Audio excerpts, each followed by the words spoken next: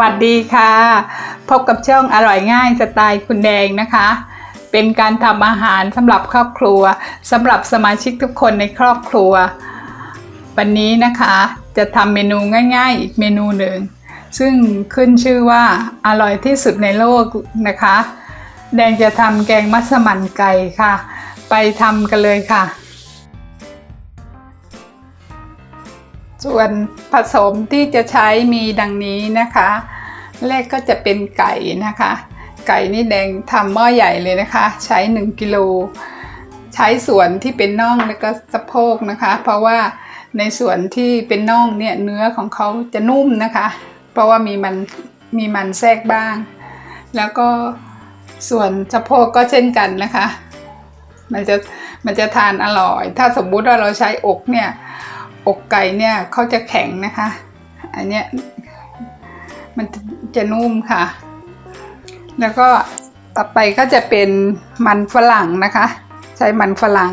600 กรัมแล้วก็หอมใหญ่อีก300 กรัมนะคะสำหรับกะทิก็ใช้หัวกะทิ500 ml นะคะวันนี้แดงใช้กะทิกล่องนะคะเป็นหัวกะทิทำง่ายๆนะคะวันนี้แล้วก็หางกะทิก็700 ml โดยเอาหัวกะทิอันนี้ค่ะผสมกับน้ำ1 ส่วนนะคะแล้วก็จะมีพริกแกงมัสมั่นนะคะ200 กรัมแล้วก็ถั่วลิสงคั่ว50 กรัมนะคะแล้วแดงจะเพิ่มส่วนของเครื่องเทศด้วยนะคะเครื่องเทศนี่แดงเพิ่มอีก3 อย่างนะคะเพื่อให้แกงมีรสชาติอร่อยและหอมมากยิ่งขึ้นนะคะก็จะมีอบเชยนะคะอบเชย3 แท่งเล็กๆเนี่ยค่ะประมาณ2 กรัมแล้วก็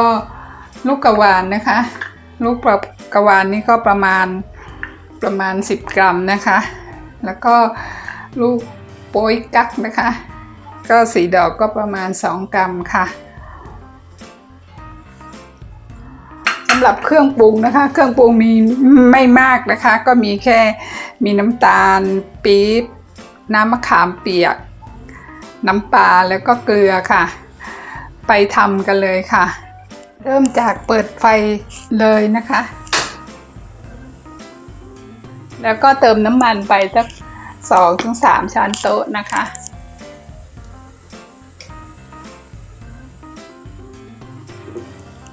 เพื่อที่จะผัดพริกแกงนะคะ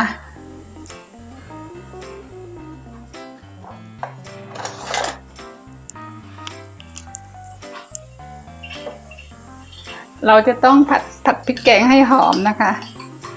โอ้พริกแกงน่าทานมากเลยค่ะ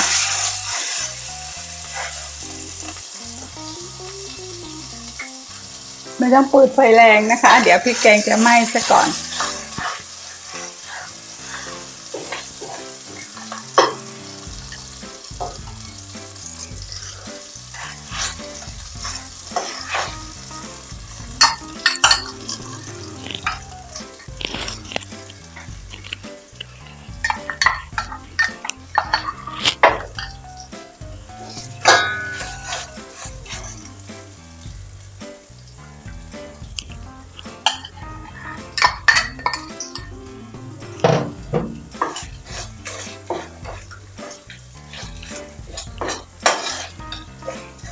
ผัดพริกแกงให้หอมนะคะ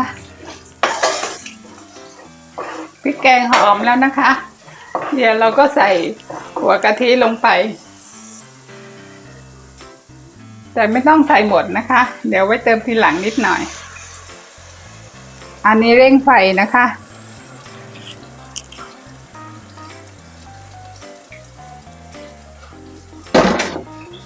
แล้วก็ผัดพริกแกงต่อนะคะ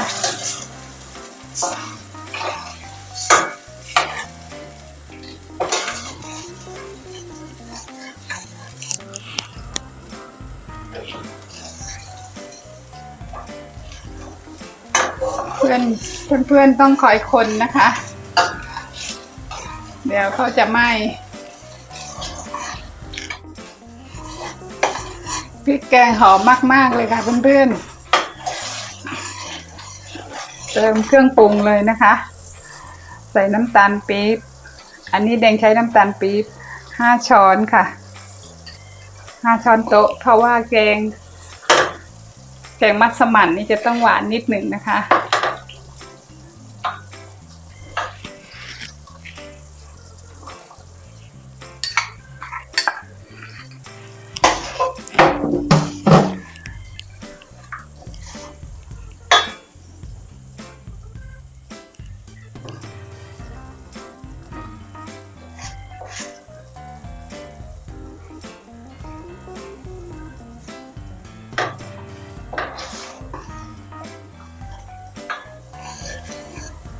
แล้วแดงก็จะใส่ไก่ไปเลยนะคะใส่ไก่ลงไปต้มเลยค่ะ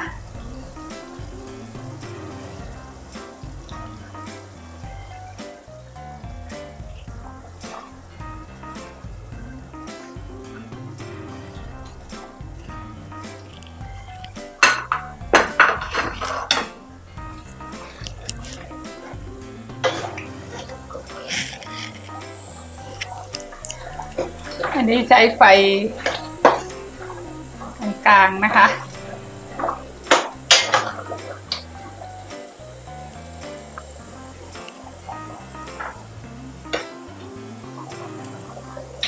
แล้วก็ใส่มันฝรั่งไปเลยค่ะ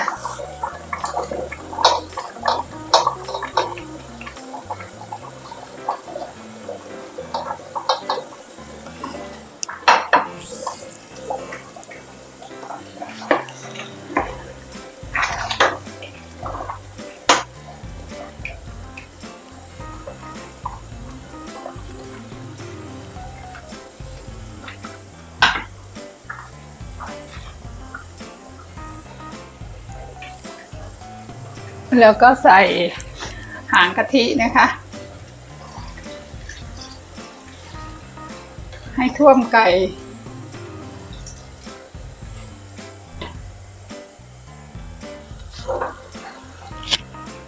กลิ่นหอมมากๆเลยค่ะเพื่อน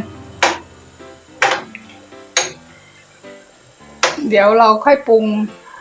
ด้วยน้ำปลากับน้ำปลากับน้ำมะขามเปียกนะคะ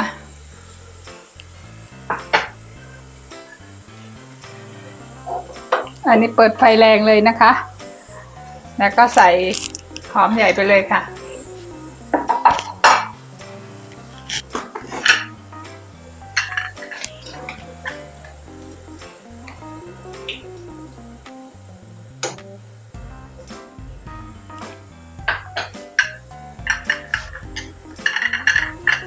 ใส่อบเชย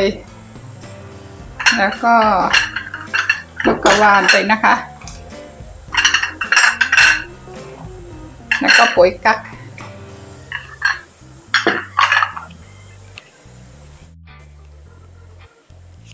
หัวกะทิที่เหลือนะคะก็จะใส่ไปให้หมดเลยใส่หมดเลยนะคะเมื่อกี้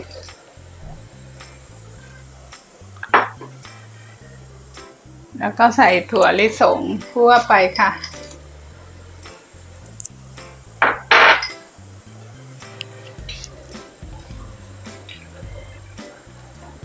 แกงหม้อใหญ่เลยค่ะเพื่อนๆหอมมากๆเลยค่ะต่อไปเราก็จะเคี่ยวไว้ประมาณ30 นาทีหรือจนไก่สุกแล้วก็มันฝรั่งสุกนะคะ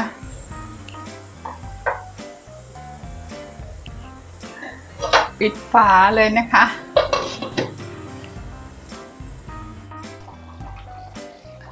หลังจากต้มมาสักพักหนึ่งแล้วนะคะก็มาดูว่าไก่สุกหรือยังนะคะเดี๋ยวต้องมาเช็คดูนะคะว่าไก่สุกหรือยังถ้าไก่สุกนี่มันฝรั่งก็สุกแล้วอะค่ะ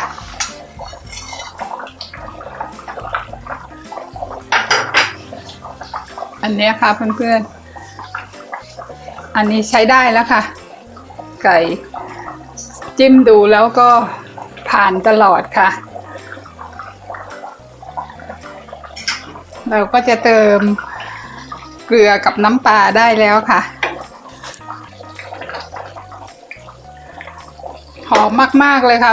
เพื่อนๆหอมไปทั้งบ้านเลยแล้วก็ลองดูตัวมันฝรั่งก็น่าจะสุกแล้วค่ะเพราะแดงไม่ได้ทำชิ้นโตมากผ่านตลอดอย่างนี้แสดงว่าสุกแล้วนะคะ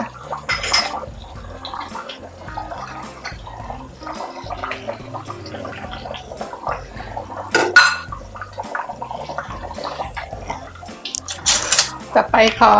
ชิมรสชาตินิดหนึ่งนะคะว่ารสชาติประมาณไหนอันนี้แดงยังไม่ได้เติมน้ำปลายังไม่ได้เติมเกลือนะคะเพราะว่าถ้าเค็มแล้วเราก็ไม่ต้องเติมน้ำปลามาก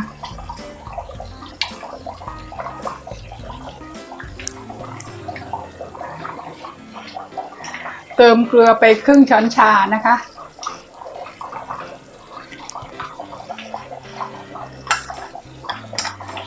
เติมเกลือไปครึ่งช้อนชา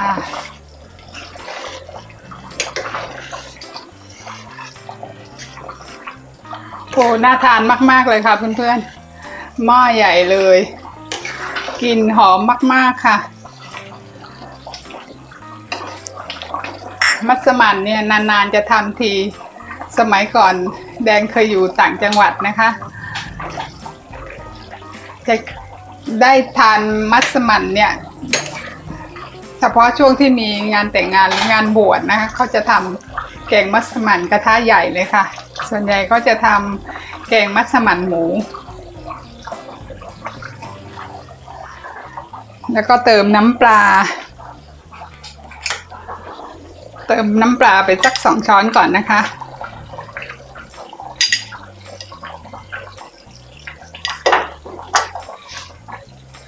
แล้วก็เติมน้ำมะขามเปียกสัก3 ช้อนนะคะอันนี้ไม่ต้องเปรี้ยวมากเหมือนแกงส้มนะคะแค่พอเปรี้ยวนิดๆหน่อยๆ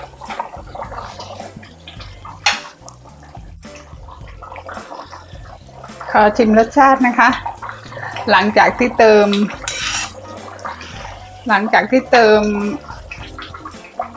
เกลือแล้วก็น้ำปลาไปแล้วนะคะ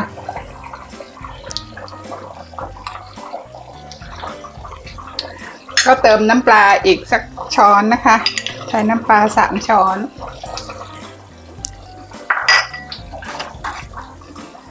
แล้วก็น้ำมะขามเปียกอีกช้อนหนึ่งค่ะเป็นน้ำมะขามเปียก4 ช้อน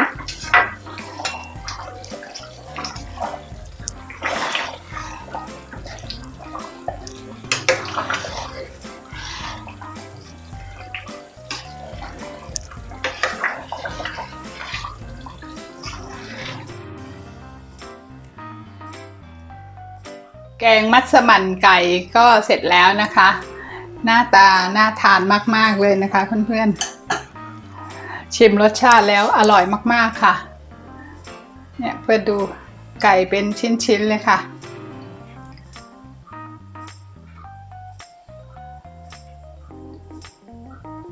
ไก่ชิ้นใหญ่น่าทานมากๆเลยค่ะรสชาติดีมากๆเลยค่ะ